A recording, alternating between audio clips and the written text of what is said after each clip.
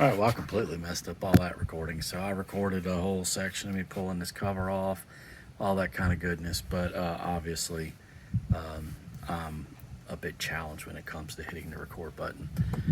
So to rewind and hash this out, pulled the clutch cover case off. I was concerned because last time when I put this guy on, I did use a powered device on its lowest setting, but luckily and fortunate for me, everything came out just fine, no issues. I will not be doing that again. We'll be using hand tools from now on. Pull the case off. You can see this is the inside of the case. Looks like at one time something got in, a little bit at the bottom there, and something near the clutch right over there. This the whatever the small, well, that's the bigger one. So whatever that guy's, no, that's a small one. Yep, whatever it's called. Anyway, this one right here, that guy. So obviously you can kind of see on it a little bit, a little dirt. So something got in there at one time. But overall, it's very, I'm pleased. It's much cleaner than I was anticipating it to be. Belt is in really good shape still. It's GBoost Belt. Doesn't have that many miles on it, so I really wouldn't expect it to be too terribly worn. The, whatever you call these, the groove, well, they're not grooves. There are no grooves, but I checked in here, and all of this on both sides, smooth. So super pleased with that. No wear issues. Weights, I can't tell from here, but they're in there. I don't know an easy way to check them without pulling them all the way out, and I just don't know if I want to do that since I don't see any, I'm not having any issues. I'm going to blow this guy out and wipe out the bottom. You kind of see a few little spots down there. Going to wipe that out and see how good or bad all that is as I blow it out. I'll let you guys know as I do that. All right, I learned how to hit the right button this time. Blowing it out, I don't know if there's a normal amount of dust or not. It's not incredibly dusty, but I do keep going in circles to make sure I get it all. I'm going to blow out until there's nothing blowing, then I'll do my wipe down. But I wanted to show, because I saw some people posting about possible these numbers might mean something for someone other than me. 59296-0033. Maybe that means something. This is from a 2020, and the other number I can't see.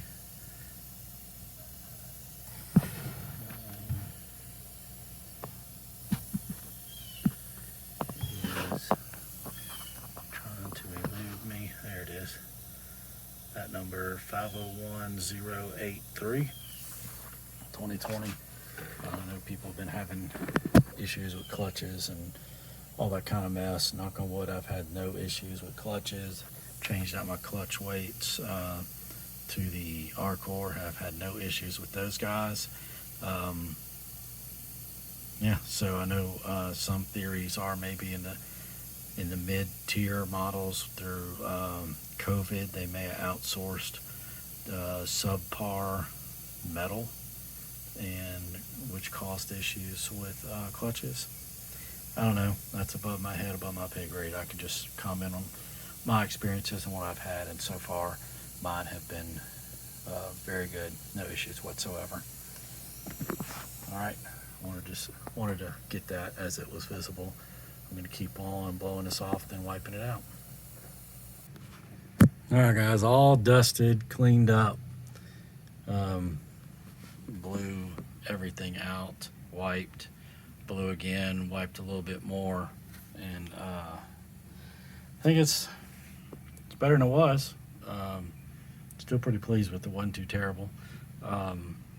Need to look at why dust is getting in. I think we know why, and then address that, but I'll do that in another video. Again, my Black Friday spending probably gonna be pretty expensive. getting some of the stuff I want, but you know, that's what it is, the way it is with these. All right, so let me get this cover on. He's all cleaned up as well. Gonna get him on and get all these hand tightened. I'll let y'all know if there's an issue. Again, this is what the factory that they recommend. Inspect it every 100 hours or 1,200 miles, since drive belts wear with normal use. I actually have a couple spares if I ever am in a situation where I need to swap one, emergency likewise. But I mean, like a lot of you guys and gals, I am way more anal than this 100 hours or 1,200 miles, and will be pull mine off more often to keep it clean, to help it last longer. So I imagine you are doing the same thing.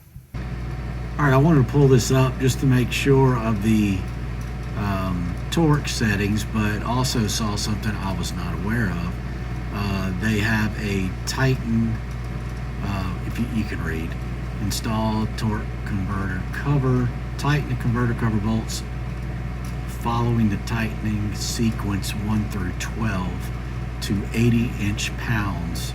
Now you look over here, they have you 1, 2, 3, 4, so you're basically going opposite. So I don't think I did this last time. I didn't think to even look in the book. I just figured you put it back on.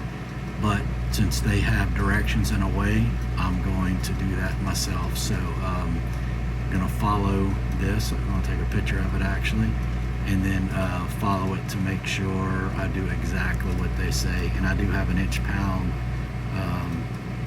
wrench, so I'll make sure it's set to 80 inch-pounds. All right, let's get going. All right, cover's back on. Fairly painless. Used the little process they had on that little picture I showed you. Went around, you know, you're barely putting these guys on 80 inch-pounds.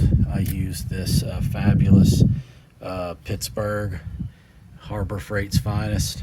I mean, it's inch-pounds, so it's not like you need much more than this. And knock it out. So quick, painless. Hopefully when you do yours, you don't have any issues, and it's as clean and as pretty as mine. If you have any questions, post below. Thanks. Subscribe, like, and tell all your friends, and we'll reach 1 million.